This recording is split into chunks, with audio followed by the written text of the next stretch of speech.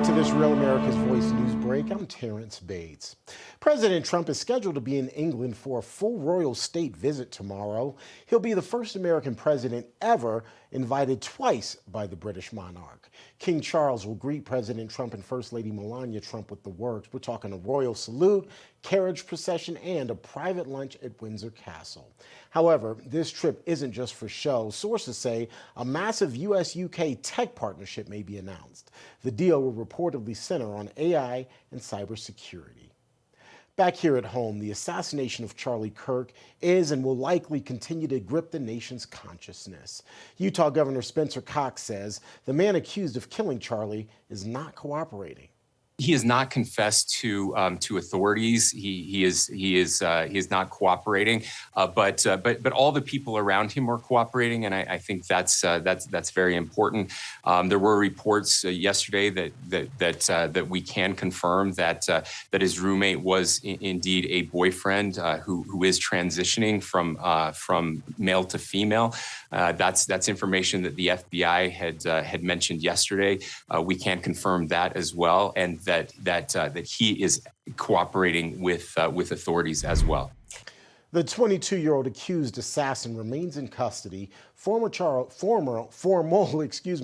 are expected tomorrow. In the meantime, federal agents are reportedly zeroing in on whether the assassination was part of a broader plot.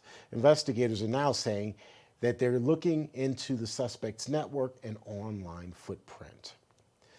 Funeral arrangements for Charlie Kirk are set. The assassinated 31-year-old will be funeralized next Sunday, with the service being held at State Farm Stadium in Glendale, Arizona. President Trump says he'll be on hand for the final goodbye. Next week's ceremony, by the way, reportedly being organized by Turning Point USA. That's a quick check of your headlines.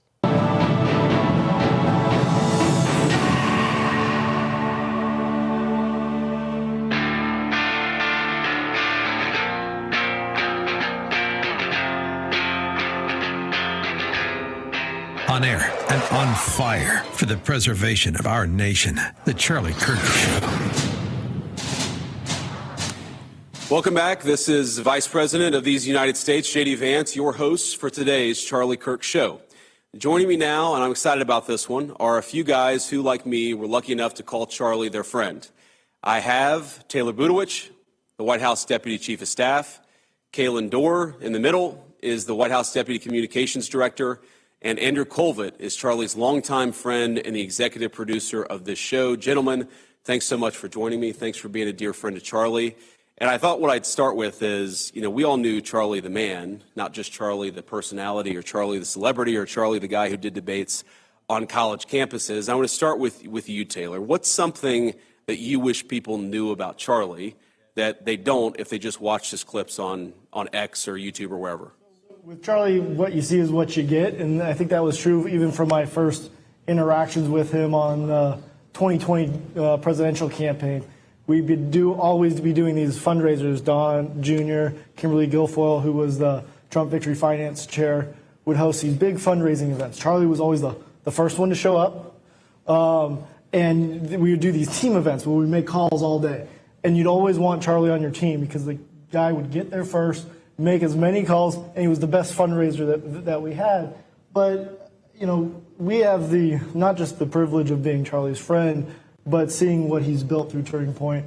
And it became personal to me when my sister, who we're from California, and, is trying to find her way politically, and said, I want to get involved. And we have the benefit of, we can go to any event, any rally, any intimate setting.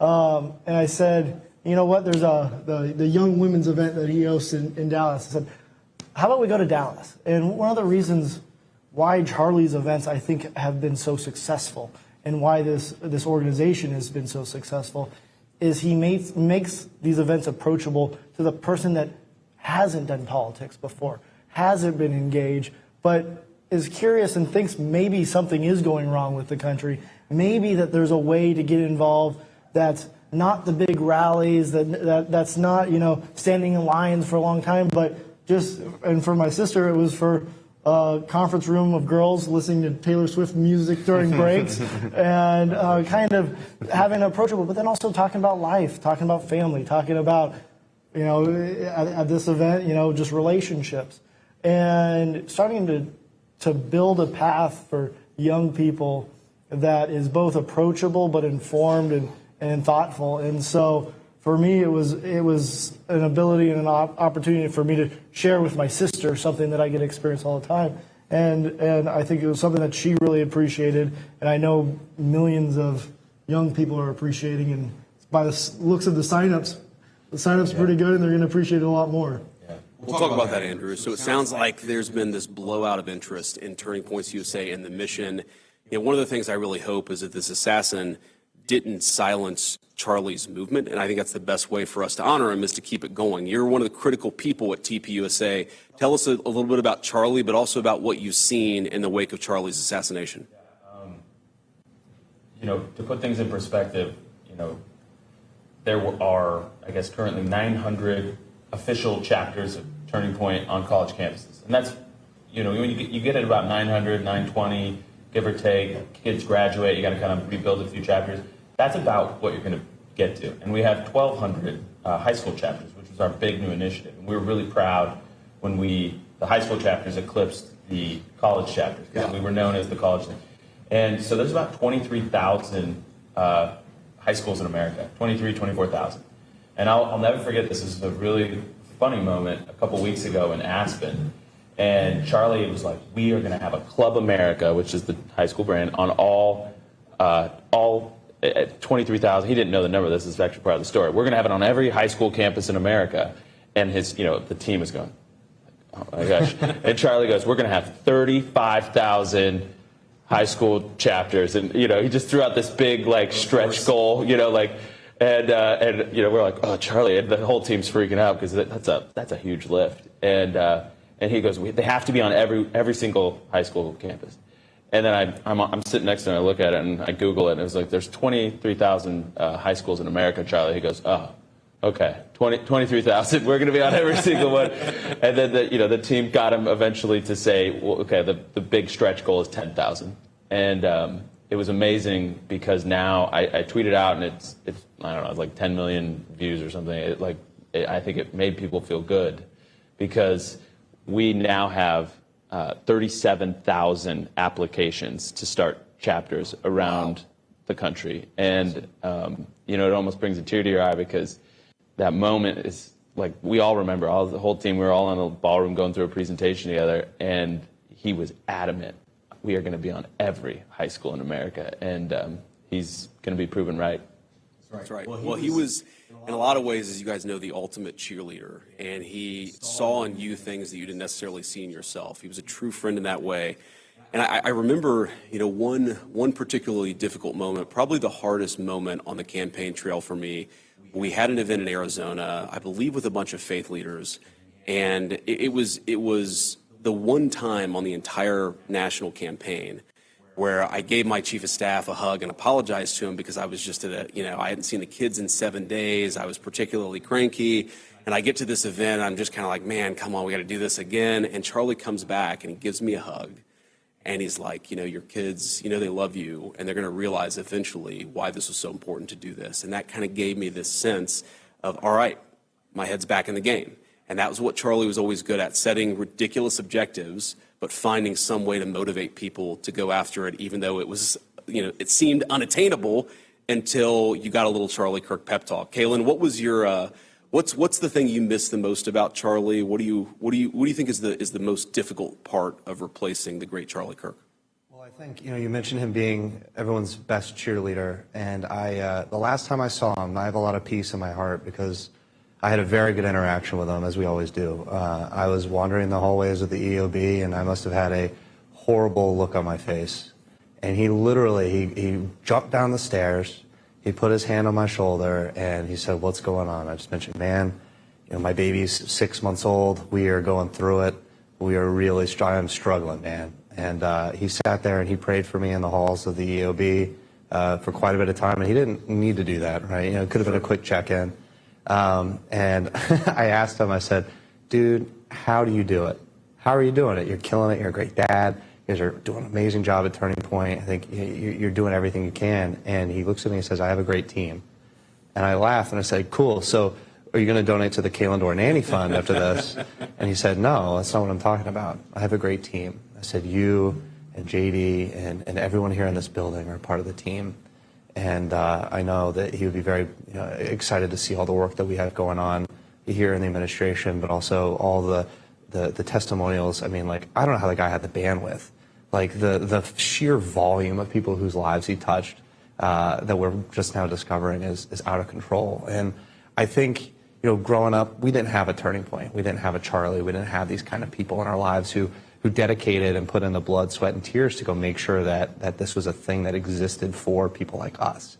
And, the lasting message is that, and, I think I've said this at Turning Point events before, is that the left wins, the enemy, they win when you feel alone. And when you feel like you're the only one who thinks, eats, prays, breathes, lives the way that you do. And Charlie was so great at connecting those dots and connecting human beings.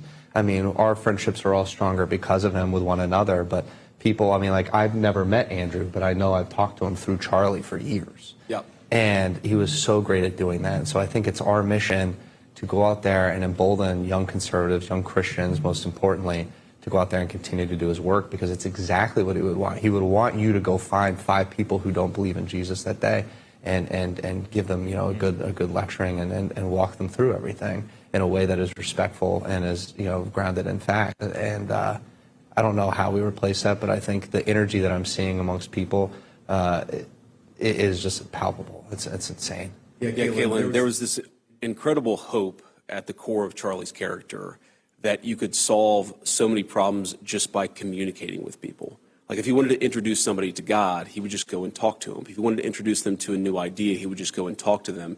And it's what makes this particularly tragic, is that he was doing the very thing that he loved, the very thing that led him to inspire so many people, and that's when they tried to cut him down. At his strongest, doing the most important thing that he was doing for our country. I mean, Taylor, you mentioned his sister, or your sister, going to a Turning Points event. And the thing about Charlie, and this is, again, something I don't know that people fully appreciate unless you know him particularly well, is he was such a bright guy, right? He read theology, and he read political philosophy, and he knew all these, like, crazy citations, and he knew, like, every Bible verse for every particular case, or he knew something that was written by some 15th century political philosopher. Like, Charlie, where the hell did you get that from? He's like, I just read a lot of books.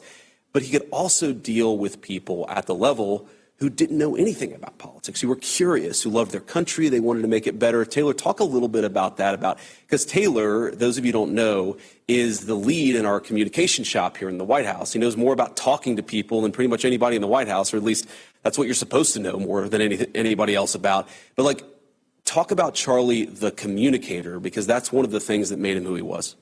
That I'm going to tie 2 things that they said together, because Kaelan's right.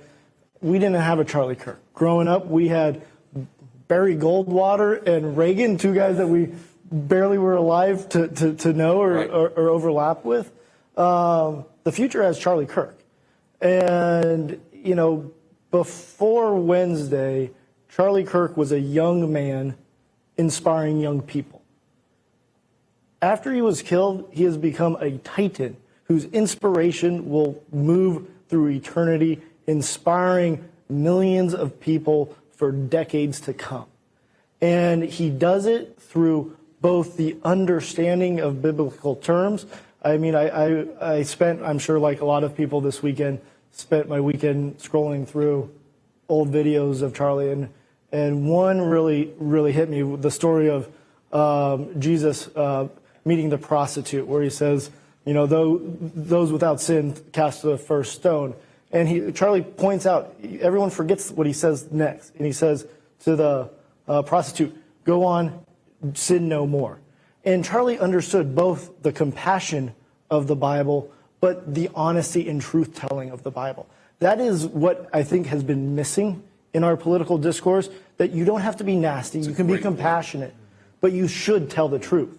And so the future of the political movement is going to be informed by young people brave and courageous enough to tell the truth, but compassionate enough to understand the suffering of those around them. And that's Charlie Kirk. Gentlemen, thank you so much for sharing all those stories, for sharing your time, for talking about Charlie.